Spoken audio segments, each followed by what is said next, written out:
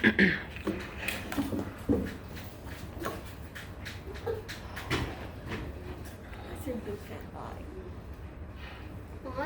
right, the past couple of days we have been looking at our patterns of power and breaking down the sentence. So we've really looked at the capital letters, we've looked at the punctuation, we made sure that both sentences have a subject and a predicate. And more specifically with these, we've been taking a look at proper nouns.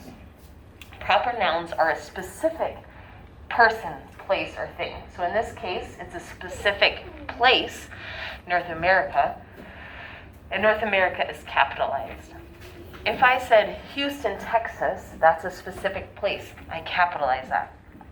If I said David Lutz, it's a specific person, and I capitalize David, and I capitalize Lutz. If I say Nelson Elementary, that's a specific place, and so I capitalize Nelson and Elementary. David Lutz is a place? He's a person. Are you a person? Yes. Yes. So you're a specific person, so we would capitalize David, and we would capitalize Chauffin, right? Hey, our names are spelled differently. My name is D-A-V-I-D. Okay. So the past 2 days we've been looking and noticing on sentences, right? We've been noticing the patterns, we've been noticing the capitals, we've been noticing the proper nouns. This was our original sentence we started with. And now we're going to create our own sentence. Today we're going to create one together, and tomorrow you'll be able to create one by yourself. So here's an example of another sentence. Students at Nelson Elementary learn in colorful classrooms with entertaining teachers. Raise your hand. What is the proper noun in this sentence? What is the proper noun in this sentence, Roxy? Okay, that is a noun, but it's not a proper noun. We're not talking about a specific teacher like Miss Bates. We capitalize Miss Bates. A proper noun is talking about a specific person, place, or thing, and it's notated with a capital letter. Look at that sentence, Roxy. What has a capital in it?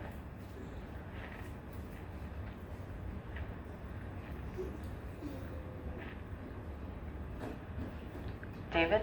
Students? Okay, students is also a proper noun, but we don't capitalize because we're not talking about a specific student. What's capitalized in this sentence? Jacob?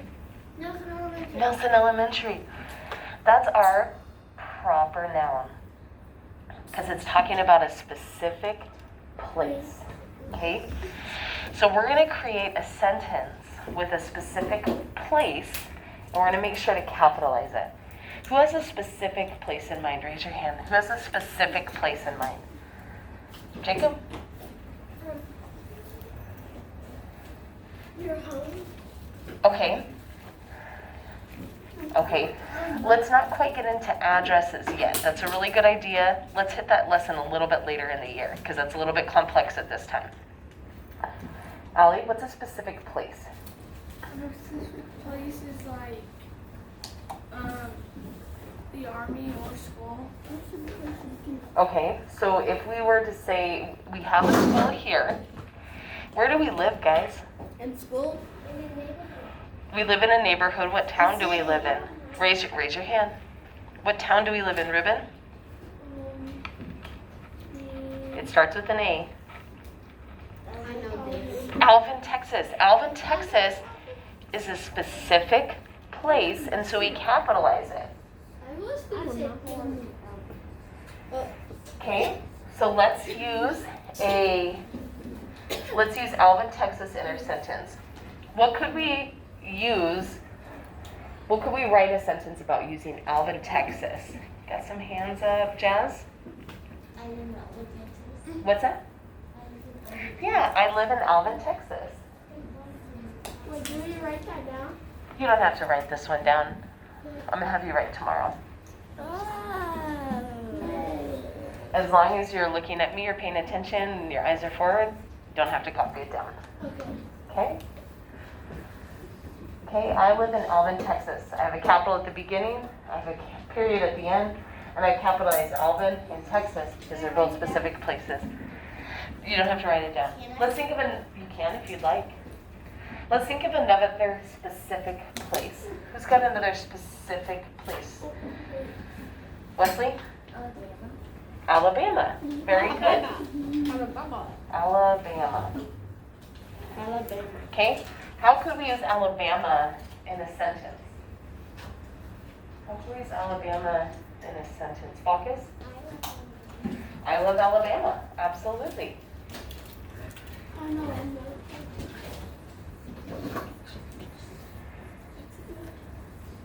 We have our capital at the beginning of the sentence, we have our proper noun, and we have our period. We also have a subject, which is I. Well, what about I? Well, I love Alabama. That's our predicate. All right, you guys are really good at this. Let's go ahead and do one more, and then we'll move on to our writing. Roxy. I love California. Okay. Oh, wow, you went straight for the full sentence. I love it. I love California. I know one. I was gonna Very say good. America hates England. Okay, we could also write America. Galveston. How about we change that I love to Galveston. what? Let's refer back to our social studies class. Instead of saying hate, let's say America battled England. Wait, they did? Hmm? Would that work? I knew that. You're still battling. What about Galveston? But that way we're just using nicer What do you words. mean about battling? Okay. Fighting? So in the past week we learned about the Declaration of Independence, and the Declaration of Independence was saying, England, we don't want anything to do with you anymore because you have been mistreating us, and so we battled them, Fighting? like fought them in war. We went to war with them, way back. This isn't current. This was back in the 1700s, 1776. Did you know that guns were invented that day? What about Galveston? America battled England. Oh. Very good. And you know So let's look at Wesley's. Let's look at Wesley's sentence. It said, America battled England. He actually included two proper nouns, but since America's at the beginning, we always capitalize it anyways. But if America was in the middle of the sentence, we would still capitalize it. And England is a specific place, so we capitalize England. Why does it look like a 3 goes backwards? That's just how I write my E's. It's a cursive. Thank you, David. I didn't realize you knew cursive. It is a cursive E. So I guess I'm a little bit like Marisol McDonald, our character that we were reading about. I include a little bit of cursive with my print. And is that okay? Yeah. All right, David, can you go ahead and erase the board while I get the next slide pulled up? I'm still writing that. Sock is right here. We're gonna go ahead and erase it, but write down as much as you can. Like now? No. These were just for the people who wanted to write. Okay, David, quickly, when I ask you to erase, go ahead and erase pretty quickly. I know how to raise one. Can you get to the top? Yeah. Everyone can. And David, it would probably be easier if you use that sock, because it covers more surface area. And yes, it's a clean sock, I promise. Yeah, my song. Not anymore. I looked up and like my song. Mine can't be. This is your You should get clean shop. Okay, let's look quietly as David finishes. In 10, 9, 8, 7, 6, 5, 4, 3, 2, 2.5, Wait, what? 2 3/4. seconds. All right, thank you, David. That's a perfect job. 1. You're welcome. Okay, so yesterday we talked about writing in a personal narrative. Frankie, can you sit up in your chair, eyes on me? Do we have to write this? I will tell you when you need to write something. So right now we don't.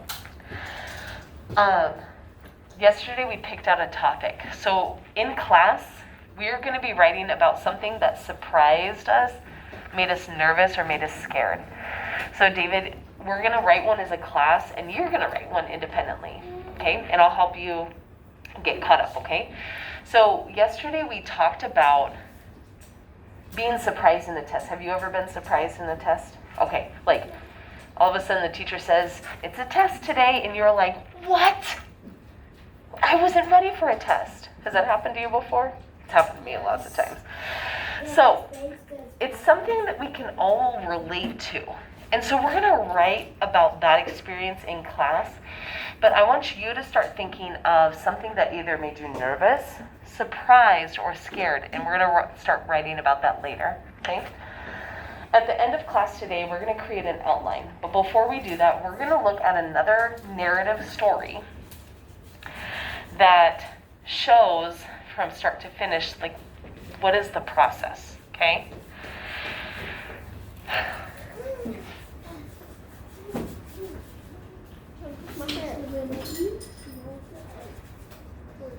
Okay, so you are going to, what we'll be doing is putting our outline together today. So again, a story written about an event from your past that's important.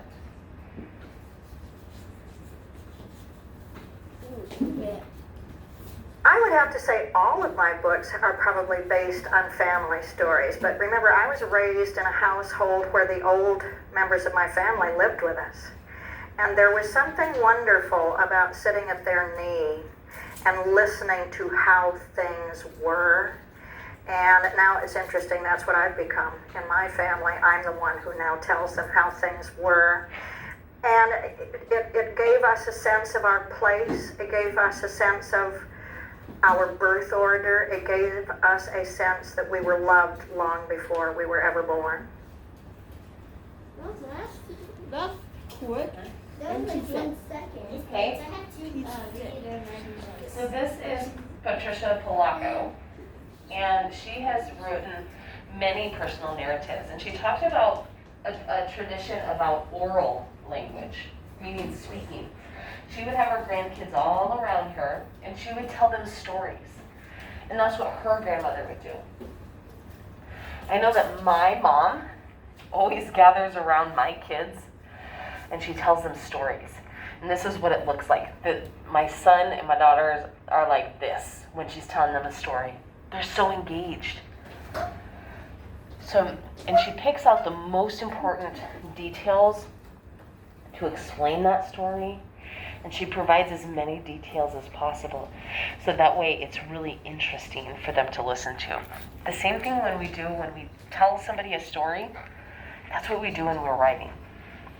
Every single one of you has already come to me at some point and said, guess what, Miss Bates? Guess what happened to me this weekend? David told me a personal narrative this morning. I heard about a personal narrative from Allie a few days ago. I've heard about a personal narrative from David. But these are just things that happen. And it's like you come in and you say, oh my goodness, guess what happened? I want you to think about how you tell that story when you're telling your friend at lunchtime what happened to you over the weekend. And when you come in and tell me what happened with your family and how excited you were. Okay? Written stories are just spoken stories, but they're written down. Okay, it's silent in 3, 2, 1. Your eyes are on the board. I'm Patricia Polacco. In the interest of entertaining you young people who are probably home, especially because of this crisis, your schools have probably been closed, and you have nothing to do and nowhere to go, and you're probably fed up with your video games because they get kind of old after a while. I thought I might read you one of the books about my rotten, red-headed older brother. Now, I just finished a video where I talk about how absolutely awful he was. You realize I was perfect, and my brother was just awful. I mean, how many of you have brothers and sisters that are just terrible? I have 5. Yeah, a lot of you. Believe me, I know how it is. So, I'm going to read you excerpts from this book, but more than that, I'm going to tell you the backstory about this book. By that I mean what was happening behind the scenes, things that I knew about that may not be in the book. But the name of this book is called My Rotten, Red-Headed Older Brother. And there he is. My brother had orange hair. He had so many freckles you could barely see his skin. He had crooked, awful teeth. His clothes were always dirty, and my brother smelled really, really, really bad. Probably exactly like your siblings. But I'm going to begin the story. I'm going to put my glasses on because I'm doing this for many reasons. But kids, I'm home too, just like you are. Here, if you look, are pictures of my brother and I as we really looked as young people. I usually do this on the end papers and the guts of the books as you open them. So when you look at them, just know that we're real people. That this is a real story. There we are on my grandma and grandpa's farm here in Union City. I live in Union City, not on the same farm they do. Their farm about 5 miles down that way. We used to play Indians in the front yard and cowboys, and we used to get on rocks in the field and pretend they were great big elephants that we would lumber through the grain. Oh, it was fabulous. Nothing quite like it. Our favorite part, though, is that we lived with my grandmother and grandfather. My parents were divorced when I was very young, and my dad moved back in with his parents in Williamston, Michigan. My mom moved in with her parents here in Union City, where I live now. Not in their house, but where I live. That's my dog, Coco. She's probably alarming. Somebody's probably up her door. Don't pay any attention to that. But the story begins. My brother and our grandmother and I all lived with my grandparents on their farm in Union City, Michigan. Now, my babushka, my grandmother, knew lots of things. She knew just how to tell a good story, though. Hey, we haven't finished it. I know, I'm gonna try and fast forward. I wanted to watch all that. I think she's a witch. I'm Patricia. Hopefully. I wish she had that. A huge noise is going on. I think she's a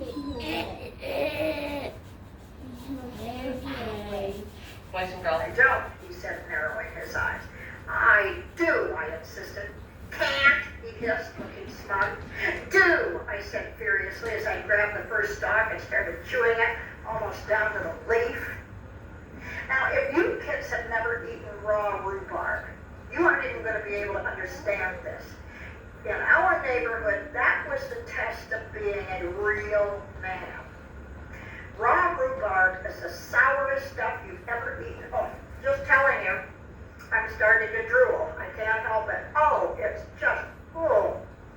So our test would be to chew a stalk of it, and if you showed any emotion at all on your face, it was so sour, well, we couldn't do that. We had to smile and pretend it was just delicious. Then when I couldn't get one more sour bite into my mouth. He was still eating with relish. Well, I thought you said you don't like rhubarb, I said through pursed lips. Well, I don't like it. I love it, he announced as he popped the last stalk into his mouth. I was so mad I couldn't even feel how my belly was starting to ache. I can't stand you, Richard Farmer. I double dog dare can't stand you, I screamed as I went into the house to be consoled by my grandmother. Yeah, and I'm 4 years older than you are too, you little twerp. Always have been and always will be, he called after me. Then he laughed, that rotten, red-headed older brother laugh. You're weird. He's weird. That night at dinner, I could hardly eat. Have you been eating angry apples again, child? Bubby asked me. She sliced me a huge wedge of, guess what? Rhubarb pie. I baked your favorite. Richard gave me one of those extra rotten, weasel-eyed, greeny-toothed grins. So weird. That's so weird. That's weird. At bedtime, my bubby came and sat on the edge of my bed like she did every night. Look, a falling star, she said. We watched it streak across the sky. Then she spit twice between her fingers. Ka-kee, ka-kee, and slapped her chest. Why did you do that, Bubby? I asked. I was making the wish. Don't you know that wishes on falling stars come true? At last I knew how I was going to get back at my brother. For the longest time I watched the dark sky until I saw stars shoot across the night. Then I spit between my two fingers, pooh, and slapped my chest. It was done. My wish was to do something, anything, better than my brother. I'll show him. Say you're better than you brother. The next morning, all I could think about was my wish. I was thinking about it so hard I almost didn't notice the wagons and trucks pulling into the field down the road near Four Corners. A traveling carnival, my brother shouted as he ran towards me. They're setting up in the field right now, our field. Bet I can eat more hot dogs than you can, he teased. He was already starting it. But this time, I was going to do something so incredible that even he would have to sit up and take notice. I had a star wish, and I was going to show my rotten, red-headed older brother all right. I could. That night, I ran straight for the merry-go-round. We must have taken 50 turns on that carousel, but then my brother got off. I stayed on. I went around and around and around. I knew I could do this longer than you, I shouted at my brother, feeling proud. But I was getting a little bit dizzy. Trisha, I heard my bubby call out. Get off that thing. It's time to go home. I'm not gonna get out. The last thing I remembered was stepping off from the platform. Next thing I knew, I woke up with Bubby sitting on the edge of my bed. Mom and Grandpa were there too. You gave us all a fright, Mama said. How do you feel? What happened? I asked. You fell, my rotten red-headed older brother announced with the biggest grin on his face. I don't know what we would have done, my Bubby said softly. Your brother carried you all the way home, and then he had to run and get Dr. Lee. My brother carried me home.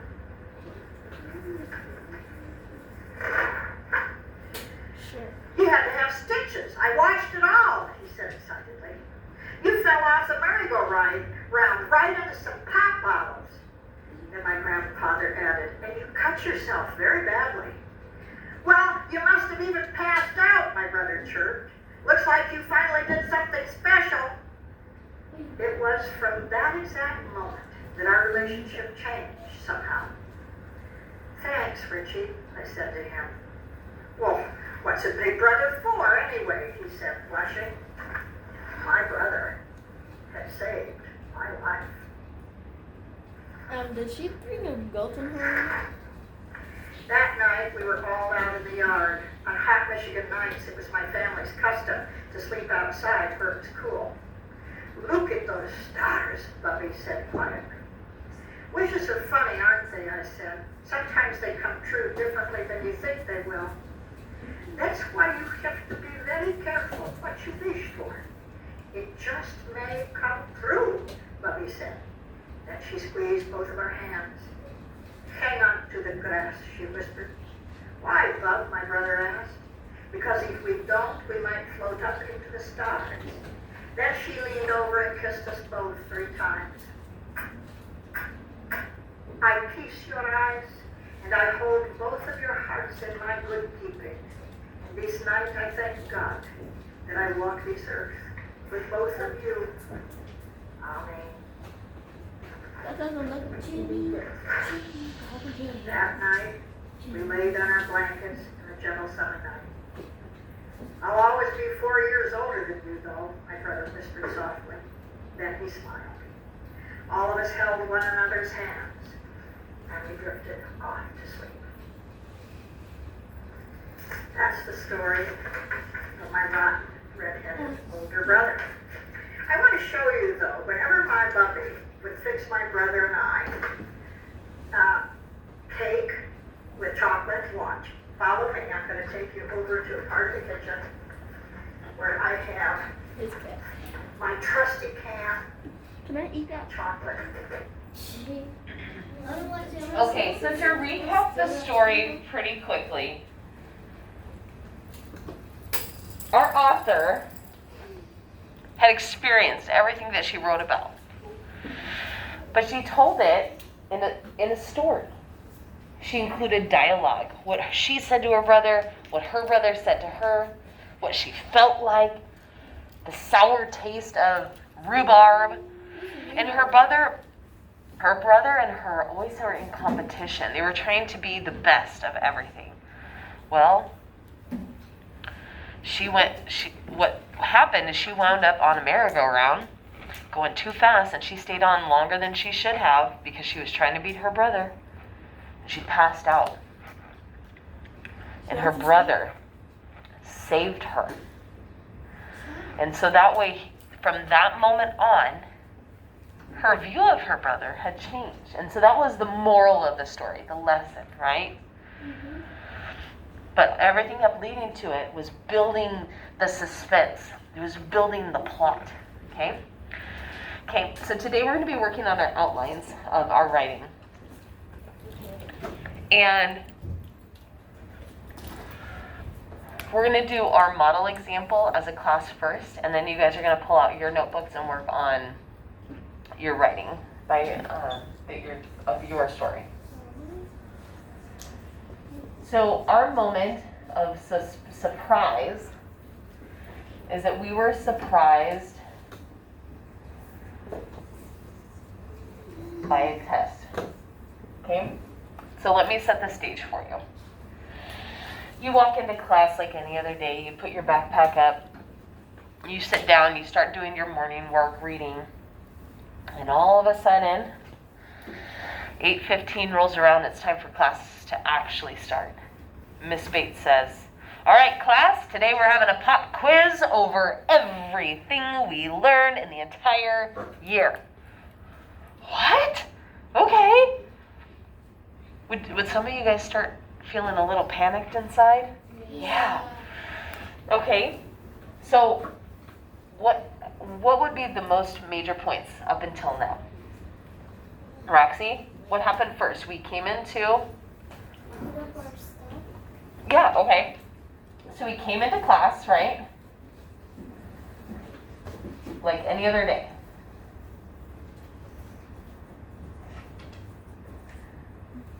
And that includes putting up things and our morning work, right? Yes, right. And then, what happened? Allie, what happened next? I wasn't raising my hand, but I don't really know. Okay, David? We did a test? Yeah, Miss Bates says, pop quiz! That I don't like. Pop quiz. Pop quiz. Pop quiz. Pop quiz. Pop quiz. Everybody say, pop quiz! Pop quiz. Pop quiz. Okay, in 3, 2, 1, our voice is off. Shh. Okay, and then we start feeling emotions. What were some of the things that we felt? Maybe you felt scared. What are some other things that you would have felt if I said, all right guys, pop quiz, let's go? What are some of the feelings? Not want to do it. Isn't that smart? What's that? Not want to do it. Okay, possibly a feeling of not gonna do it. I'm not gonna do it. I'm gonna skip class. You don't have a choice. Okay, what Okay, so this might be inner dialogue. So dialogue that's going inside our head. Maybe our first thought is like, I'm not going to do this. She can't make me. But then our inner voice says, well, I'm at school. I'm in 3rd grade. What Miss Bates says goes, so I better go ahead and do it. And then, so that's the inner dialogue happening inside your head. No, but I can't do it. So I'm going to write inner dialogue. And so I know when I actually start writing, I'm going to include some of that back and forth between myself. What are some other things? Quiet. What are some other things that we feel? Ruben? Yeah, if you're like really smart, you might kind of feel happy. Okay. So, so possibly a feeling of happy. Jazz? Like, how am I gonna do this? Yeah. How am I going to do this? Good. Okay. Ruben, I'm going to save yours for a little bit later. Okay? So we go through all these emotions. We go ahead and start the test, right? That's going to be our next action. Upset? Okay? But once we start working on the test, we realize, oh, this isn't so bad. Maybe I can do this after all. Okay, so we start the test and realize I know the answers. And Ruben, what did you say? You felt then you felt happy because you were getting it. You were like, okay, this isn't so bad. I might not know a few, but I know most of them, right? And then we grade the test and you ace it, right? Okay, this is my outline for what I'm going to write. I'm going to take each of these items and elaborate on them. But right now, hold on. Right now, all we're going to work on is getting our major points that we want to include in the story. I done more tests in 1st grade. Yeah. I done a lot. That's awesome. Okay, I want you to get out your reading and writing journal. We're about to have recess. So we're going to continue on this when we get back from recess. We're going to rework our schedule just a little bit to accommodate for what we're going to get done in writing class today.